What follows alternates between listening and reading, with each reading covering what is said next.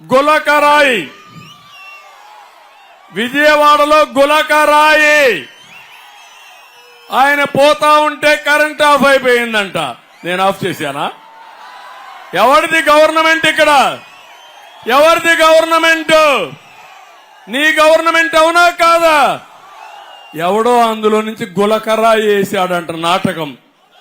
ఆ గులకరాయి హత్యా ప్రయత్నం అంట. నేను ఆయన్ని చంపేయడానికి గులకరాయితో దాడి చేశానంట. ఏం తమిళలో బాగుంది కదా కథ. దానికి ఈ పోలీసులు హత్యా ప్రయత్నం కేసే పెట్టేశారు. అంటే నీ పైన ఒక గులకరాయి పడితే ఇంత కలవరం కావాలి?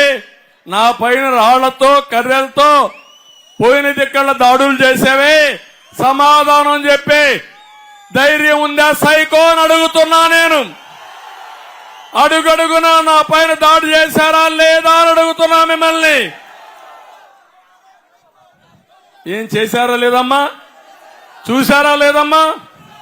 ఒకసారి నేను ఎక్కడికి పోతే అక్కడికి వచ్చేవాళ్లు, రాళ్లతో కొట్టేవాళ్లు, చెప్పులేసేవాళ్లు, కర్రలతో వచ్చేవాళ్లు. ఆ డీజీపీ చెప్పేవాడు, ప్రజాస్వామ్యంలో ప్రజలకు స్వేచ్ఛ ఉంది, నిరసన తెలియజేస్తారని.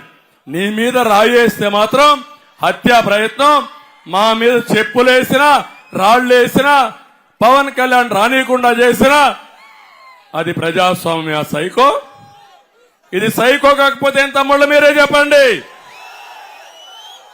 అంటే మనిషి యొక్క అహంకారం, మనిషి యొక్క సైకో నేచర్తో రాష్ట్రాన్ని భ్రష్టు పట్టించి ఇప్పుడు ఇవన్నీ మాట్లాడే పరిస్థితికి వచ్చాడు.